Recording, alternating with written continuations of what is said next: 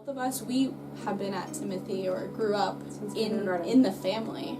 We were here since kindergarten and we graduated here as well. So she had 3 siblings who went through Timothy. I had 7 siblings who went through Timothy, and we kind of call ourselves like the legacies.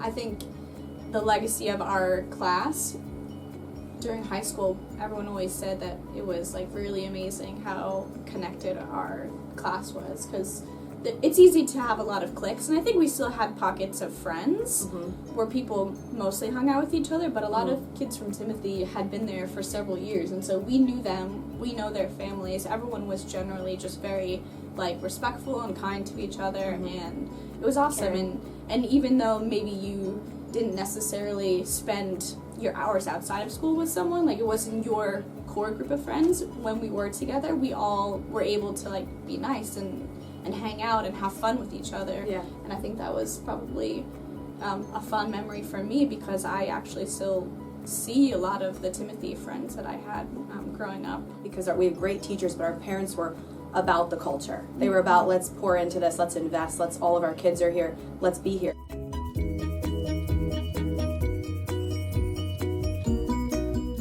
I don't know if I can point out any one person. I think there was a vast majority of all of them together having that same mind and spirit. I think like a lot of times that same family culture and just everybody in your grade cared for everybody else kind of thing. So you always, and your teachers they cared as well. So, you know, even though it's a smaller school, I didn't recognize that when I was growing up. I kind of just felt like this is school, this is like my family. I know that teacher. I might not have had that teacher, but I know them too. Yeah, and that teacher knew you. And so that that's teacher pretty definitely knew me.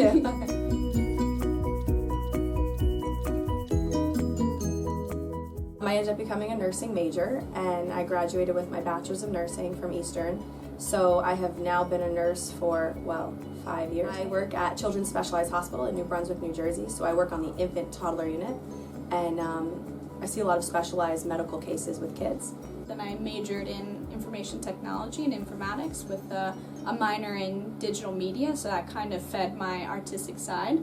And then once I graduated, or even before I graduated from college, I left already having a job offer and secured, so that felt really good to have that.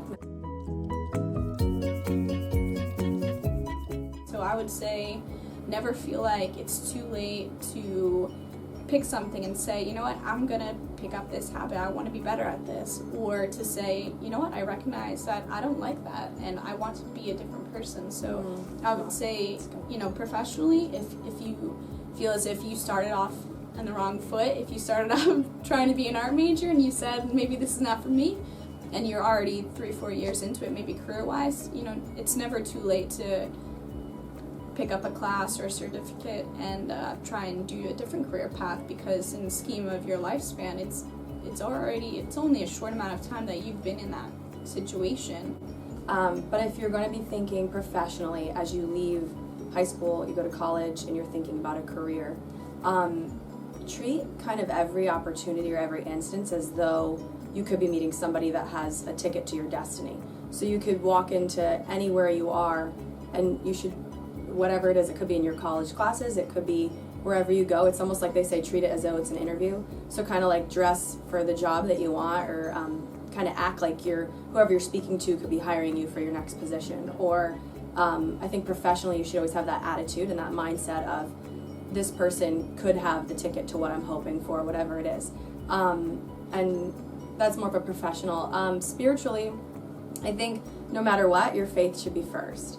So for me, my faith is always in the forefront of who I am. So I believe that as you walk along life and whatever it is, you need to always remember that who you are as a child of God first, and then your career is second, and that's the gifts and talents and usually the passions and desires that He puts in you are what is for what He wants you to do, and it ultimately is for His glory.